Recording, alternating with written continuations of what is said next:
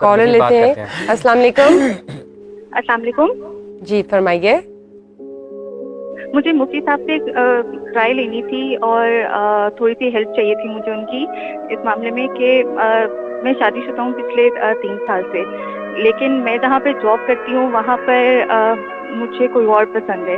Also میرے جو husband ہے انہوں نے کسی قسم کی مجھے کوئی تنگی نہیں دی ہوئی، کچھ کیا ہوا نہیں ہے. فائنینشلی بھی انہوں نے بہت اچھا رکھا ہوا ہے، لیکن کیونکہ دفتر میں ہمارا اتنا ٹائم ساتھ میں گزرتا ہے تو مجھے کوئی اور جو ہے ان کی طرف میرا دل جو ہے وہ بہت زیادہ جو ہے وہ چاہتا ہے.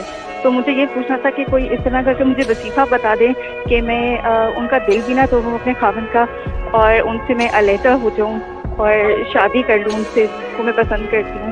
تو اگر میری اس معاملے میں کوئی وہ ہیلپ آؤٹ کر دیں. جی بہت شکریہ آپ کا. جی مفتی صاحب. بسم اللہ الرحمن الرحیم.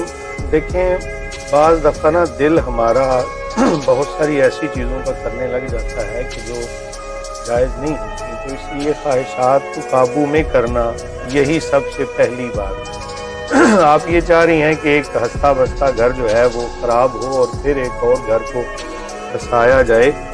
میں آپ کو حدیث سناتا ہوں، اگر آپ کو سمجھ آ جائے تو. وہ نبی کریم صلی اللہ علیہ وآلہ وسلم فرماتے ہیں کہ جب کوئی خاتون عذر شرعی کے بغیر طلاق کا مطالبہ کرتی ہے تو وہ جنت کی خوشبو بھی نہیں سونگھ پائے گی. اگر تو آپ سمجھتی ہیں واقعی آپ کا عذر شرعی ہے. عذر شرعی یہ بھی بن سکتا ہے کہ بالفرض آپ اپنے خامن کے پاس ہیں اور آپ کو وہاں پہ جا کے بھی تو خیالات کسی اور جانب خیالات کا پرندہ پرواز کرتا ہے، تو آپ اس گناہ سے خود کو بھی بچانے کے لیے اور اپنے خامن ہیں ان کو بھی بچانے کے لیے ایک مناسب طریقے کے مطابق بات کر لیں.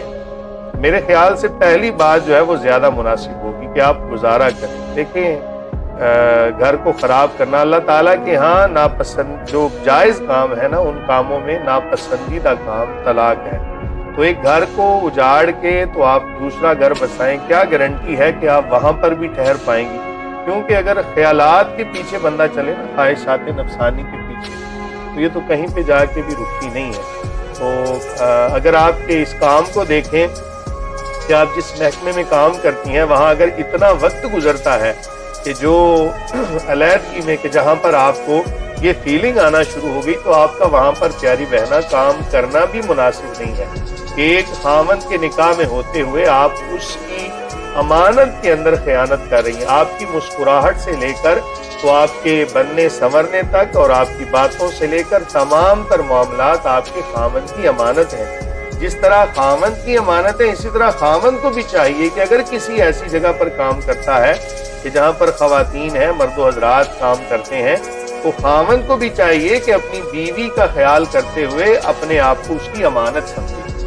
تو یہ دیکھ لیں آپ کے سامنے میں نے دونوں چیزیں رکھی ہیں. اب فیصلہ آپ نے کرنا ہے کہ جنت کو حاصل کرنا ہے یا کہ آپ نے دنیاوی نعمتوں کو حاصل کرنا ہے. جہاں تک